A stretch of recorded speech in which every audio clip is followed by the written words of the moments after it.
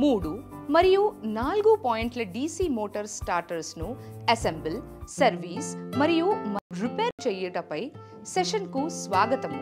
లక్ష్యములు. ఈ సెషన్ ముగింపులో మీరు చేయగలవి: DC స్టార్టర్ యొక్క భాగములను జాబితాలో రాయుట, బిగినర్ డయాగ్రామ్కు సంబంధించి డ్రాయింగ్ను కనుగొని సృష్టించుట, స్టార్టర్ రెసిస్టెన్స్ మరియు కాంటాక్ట్ స్టడ్లను పరీక్షించి మరియు శుభ్రం చేయుట, నో వోల్ట్ కాయిల్ యొక్క రెసిస్టెన్స్ను కొలుచుట, ఓవర్లోడ్ రిలేను ఆకృతీకరణ చేయుట. స్టార్టర్ యొక్క భాగములను గుర్తించుట. నేమ్ ప్లేట్ మరియు DC స్టార్టర్ యొక్క వివరములు ప్రక్కన ఇవ్వబడినవి. DC స్టార్టర్ 3 లేదా 4 పాయింట్ల స్టార్టర్ అయి ఉండవచ్చు. యాంప్స్, ఇది స్టార్టర్ యొక్క గరిష్ట కరెంట్ రేటును సూచిస్తుంది. ఓల్డ్స్, ఇది స్టార్టర్ యొక్క వోల్టేజ్ రేటింగ్ను సూచిస్తుంది. మేక్, స్టార్టర్ యొక్క తయారీదారు. సీరియల్ నెంబర్, ఇది పార్ట్ నెంబర్. స్టార్టర్ యొక్క వివిధ భాగములను గుర్తించుట. స్టార్టర్ యొక్క schematic diagram. Starting series resistance, ఇది స్టార్టర్లో స్టార్టింగ్ సిరీస్ రెసిస్టెన్స్ ఉపయోగించి మోటార్ టెర్మినల్కు వెళ్లే వోల్టేజ్ను తగ్గించడం ద్వారా మరియు స్టార్టింగ్ కరెంట్ను కూడా పరిమితం చేయబడుతుంది. హ్యాండిల్, స్టార్టర్ హ్యాండిల్, ఇది క్రమంగా ఆఫ్ నుండి రన్కి మధ్య సిరీస్ రెసిస్టెన్స్ పై జరుపుట ద్వారా DC మోటార్ను ప్రారంభించడానికి ఉపయోగపడుతుంది. స్ప్రింగ్, ఇది హ్యాండిల్ను తిరిగి 0 స్థానానికి లాగడానికి సహాయపడుతుంది. ఓవర్లోడ్ రిలే, మోతాదుకు మించి మోటార్ ఎక్కువ కరెంట్ తీసుకొనచో అది స్పందించి మోటార్ను పాడవకుండా నివారిస్తుంది. టెర్మినల్ బ్లాక్, ఇది line, field, no volt coil మరియు ఆర్మేచర్ టెర్మినల్ను కనెక్ట్ చేయడానికి ఉపయోగపడుతుంది. నో వోల్ట్ కాయిల్ ఎంచుకున్న పాయింట్ వద్ద స్టార్టర్ హ్యాండిల్ను గట్టిగా పట్టుకోవడానికి ఇది ఉపయోగపడుతుంది. ఎల్, లైన్ టెర్మినల్, ఇది సరఫరా యొక్క పాజిటివ్కి అనుసంధానించబడి ఉంటుంది. ఏ, ఆర్మేచర్ టెర్మినల్, ఆర్మేచర్ వైండింగ్కు అనుసంధానించబడి ఉంటుంది. ఎఫ్, ఫీల్డ్ టెర్మినల్, ఫీల్డ్ వైండింగ్కు అనుసంధానించబడి ఉంటుంది. ఫీల్డ్ మరియు ఆర్మేచర్ టెర్మినల్స్, ఇవి మోటార్ యొక్క input power terminals. DPST switch, double pole single through switch, ఇది 3 పాయింట్ స్టార్టర్ను ఆన్ చేయడానికి లేదా ఆఫ్ చేయడానికి ఉపయోగపడుతుంది. 4 పాయింట్ స్టార్టర్ యొక్క డయాగ్రామ్ మరియు పార్ట్స్. స్టార్టింగ్ సిరీస్ రెసిస్టెన్స్, స్టార్టర్లో స్టార్టింగ్ సిరీస్ రెసిస్టెన్స్ ఉపయోగించి మోటార్ టెర్మినల్కు వెళ్లే వోల్టేజ్ని తగ్గించడం ద్వారా మరియు స్టార్టింగ్ కరెంట్ను కూడా పరిమితం చేయబడుతుంది. హ్యాండిల్, స్టార్టర్లో హ్యాండిల్, ఇది క్రమంగా ఆఫ్ నుండి రన్కి మధ్య సిరీస్ రెసిస్టెన్స్ పైన జరుపుట ద్వారా DC మోటార్ స్టార్ట్ చేయడానికి ఇది ఉపయోగపడుతుంది. స్ప్రింగ్, ఇది హ్యాండిల్ను తిరిగి 0 స్థానానికి లాగడానికి సహాయపడుతుంది. ఓవర్లోడ్ రిలే, ఇది మోతాదుకు మించి మోటార్ ఎక్కువ కరెంట్ తీసుకున్నచో అది స్పందించి మోటార్ని పాడవకుండా నివారిస్తుంది. టెర్మినల్ బ్లాక్, ఇది line, field, no volt coil మరియు ఆర్మేచర్ టెర్మినల్ కనెక్ట్ చేయడానికి ఉపయోగపడుతుంది. నో వోల్ట్ కాయిల్ ఎంచుకున్న పాయింట్ వద్ద స్టార్టర్ హ్యాండిల్ను గట్టిగా పట్టుకోవడానికి ఇది ఉపయోగపడుతుంది. ఎల్, లైన్ టెర్మినల్, ఇది సరఫరా యొక్క పాజిటివ్కి కనెక్ట్ చేయబడి ఉంటుంది.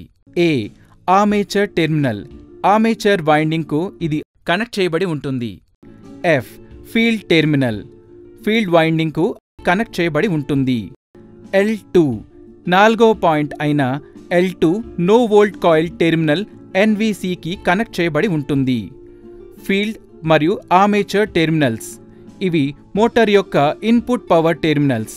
DPST switch, double pole single through switch, ఇది 4 పాయింట్ స్టార్టర్ను ఆన్ చేయడానికి లేదా ఆఫ్ చేయడానికి ఉపయోగపడుతుంది. నిజమైన స్టార్టర్ నందు భాగములు గుర్తించుట.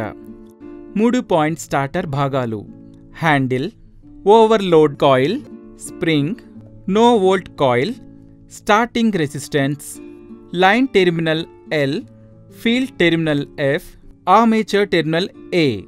మీరు 3 పాయింట్ స్టార్టర్ చిత్రాన్ని చూసినట్లయితే స్టార్టర్ వెనుక వైపు మరియు లోపల మీరు గమనించినట్లయితే స్టడ్స్ను, టెర్మినల్ను నట్స్ అండ్ బోల్ట్స్తో బిగించబడి ఉంటాయి.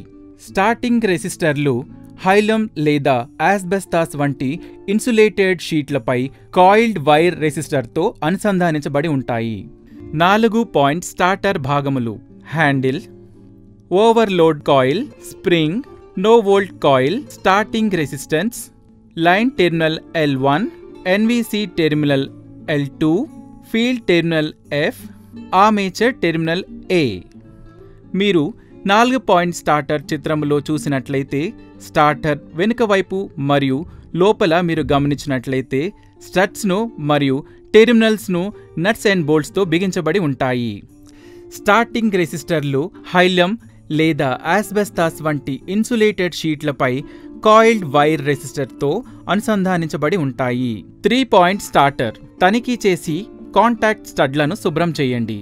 అన్ని కాంటాక్ట్ స్టడ్లను గట్టిగా బిగించబడిందో లేదో తనిఖీ చేసి వాటిని సరిగ్గా బిగించండి. కాలినట్లుగా ఉన్నదో లేదో తనిఖీ చేయండి. ఏమైనా ఉన్నట్లు గమనించినట్లయితే వాటిని శాండ్ పేపర్తో సమంగా చేసి CTC కార్బన్ టెట్రాక్లోరైడ్తో శుభ్రపరచండి. స్టార్టర్ రెసిస్టెన్స్ను తనిఖీ చేయండి. స్టార్టర్ రెసిస్టెన్స్ ఓపెన్ అయినట్లుగా ఉంటే దానిని కొత్త దానితో మార్చండి.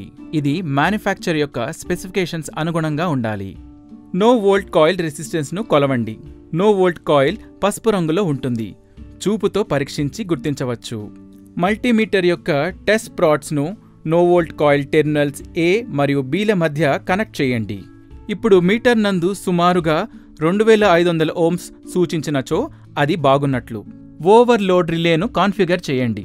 ఓవర్లోడ్ రిలే మోటార్ యొక్క అధిక కరెంట్ నుండి రక్షించడానికి ఉపయోగపడుతుంది. ఓవర్లోడ్ రిలే నందు మోటార్ యొక్క అధిక కరెంట్ రేటింగ్ కంటే తక్కువ సెట్ చేయబడి ఉంటుంది.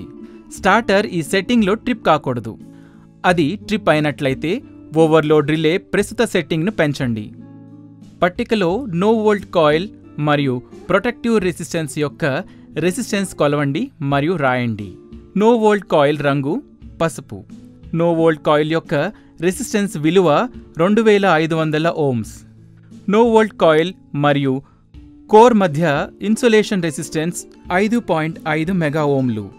4 పాయింట్ స్టార్టర్ యొక్క protective resistance 1000 ohms. DC starters కోసం సాధారణ నిర్వహణ ప్రక్రియ కోసం చార్ట్. ఫాల్ట్ 1 ఓపెన్ లేదా షార్ట్స్ కోసం స్టార్టర్ రెసిస్టెన్స్ తనిఖీ చేయండి. కాజ్ షార్టెడ్ రెసిస్టెన్స్ కారణములు. రెసిస్టెన్స్ యొక్క లూజ్ మౌంటింగ్. ప్యానెల్ యొక్క అధిక వైబ్రేషన్. నివారణ రెసిస్టెన్స్ను సరిగ్గా మౌంట్ చేయండి. సరైన మౌంటింగ్ ద్వారా ప్యానెల్ యొక్క వైబ్రేషన్ని తగ్గించండి. కాజ్ 2 ఓపెన్ రెసిస్టెన్స్ అధిక వేడి కారణములు. ఓవర్లోడ్ లేదా అధిక లోడ్ ప్రారంభించే పద్ధతి తప్పు. నివారణ స్టార్టర్ హ్యాండిల్ను ఎక్కువసేపు స్టార్టర్ పొజిషన్లో ఉంచవద్దు. ఓపెన్ అయిన రెసిస్టెన్స్ని సమానమైన మెటీరియల్, పరిమాణం మరియు పొడవుతో భర్తీ చేయండి. ఓవర్లోడ్ను తగ్గించండి. ఫాల్ట్ 2 బర్న్స్ ఫిట్టింగ్ల కోసం స్థిరమైన మరియు కదిలే కాంటాక్ట్ స్టడ్ను తనిఖీ చేయండి. Case 1 overload. లూజ్గా అమర్చిన హ్యాండిల్ కారణంగా కాంటాక్ట్ స్టడ్లపై తగినంత ఒత్తిడి లేదు. లూజ్గా అమర్చిన స్టడ్స్ సరిగ్గా ఆపరేషన్ చేయకపోవుట. నివారణలు భారాన్ని తగ్గించండి. హ్యాండిల్పై 1 లేదా 2 వాషర్లు జోడించండి మరియు హ్యాండిల్ స్టడ్ను బిగించండి. కాంటాక్ట్ స్టడ్ల వెనుక భాగంలో నట్స్ బిగించండి. ప్రారంభం నుండి రన్ కండిషన్ వరకు హ్యాండిల్ను సున్నితంగా మార్చండి.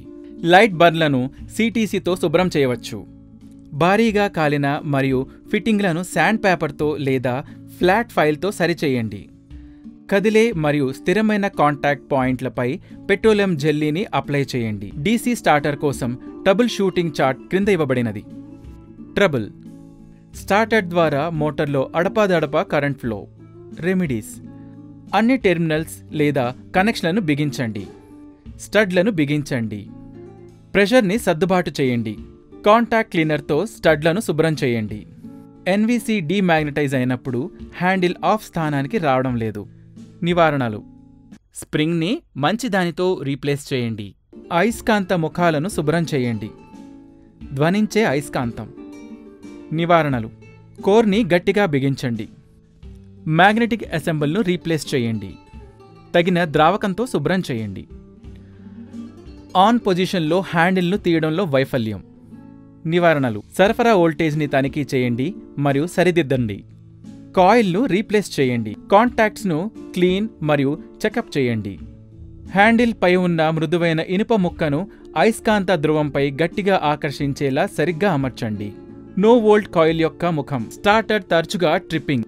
నివారణలు భారాన్ని తగ్గించండి. లోడ్ను రెడ్యూస్ చేయండి. రీక్యాప్.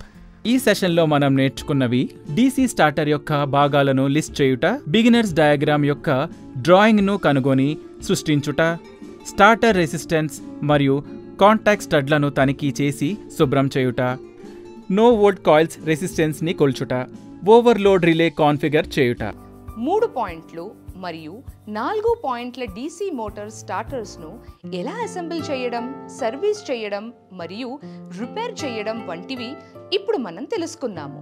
మీరు అన్ని విషయములను స్పష్టంగా అర్థం చేసుకున్నారని ఆశిస్తున్నాను. మీ అందరినీ తదుపరి సెషన్లో మళ్ళీ కలుస్తాను.